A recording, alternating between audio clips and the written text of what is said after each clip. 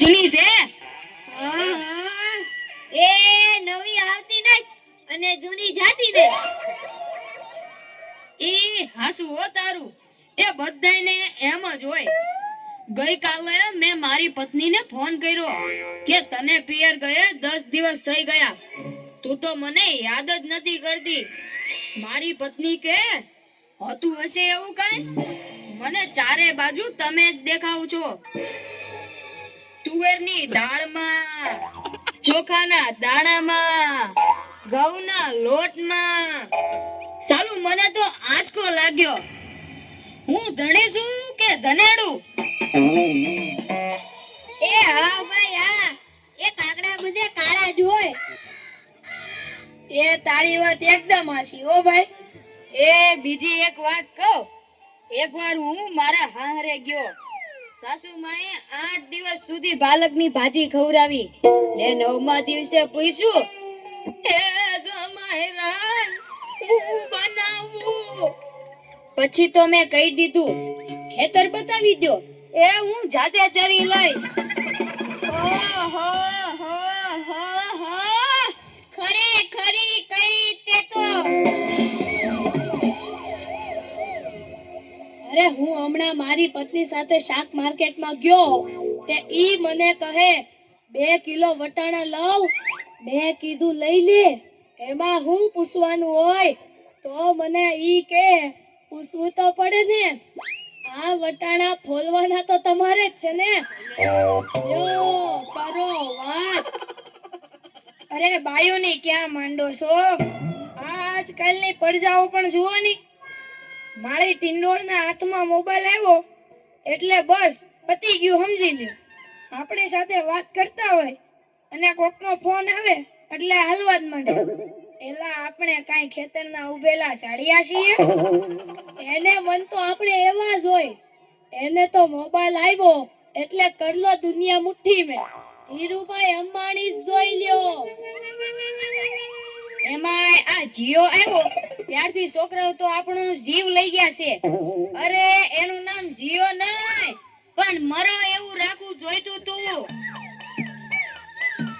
એ mobile આવ્યો એટલે કેમેરો ગયો. એ મોબાઈલ આવ્યો એટલે ઘડિયાળ ગઈ. એ મોબાઈલ આવ્યો એટલે બેટરી ગઈ. મોબાઈલ આવ્યો એટલે ટપાલ ગઈ. મોબાઈલ આવ્યો એટલે કોમ્પ્યુટર ગયું. મોબાઈલ આવ્યો એટલે નિરાત ગઈ. અને એમાં જો આપણો મોબાઈલ આપણી ઘરવાળીના હાથમાં આવ્યો તો આપણે ગયા. યો કરો વાત. એલા આ જીઓ ઉપરથી યાદ આવ્યું. તમને ખબર છે હમણાં સુધી પછી પૈસા હાલતા હતા ઈ કોણે બંધ કરાવે ઈ ખબર છે તમને કોઈને? નથી ખબર ને? સરકારે બંધ કરાવ્યા, બીજું કોણ કરે? એ નહીં, ઈ પછી પૈસા એટલે પાવલી. ઈ પાવલી આ જીઓ વાળા મુકેશ અંબાણીએ બંધ કરાવી. એ કેવી રીતે? જો હું કહું, મુકેશ અંબાણીના લગ્ન થતા હતા ઈ વખતે આ પાવલી એટલે ઘણા બધા પૈસા કહેવાય. તે ગોળ મારે ઘડિયા ને ઘડિયા કીધા કરે, પાણીની ચમચી ભરો ને મૂકો પાવલી. ગણપતિ પૂજન કરાવે ને કે મૂકો પાવલી.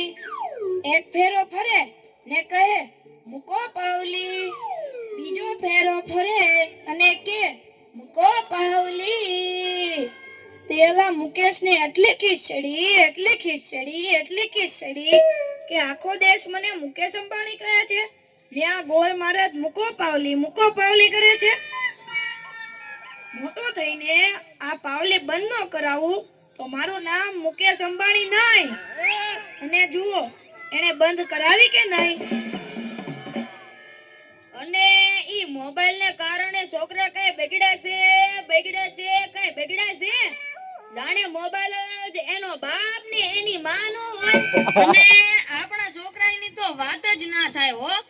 એ વરાસા મોકલ્યો હોય તો તાબીએ જઈને બેઠો હોય, અવેડાના ડાટા કાઢી નાખે એવા હોય.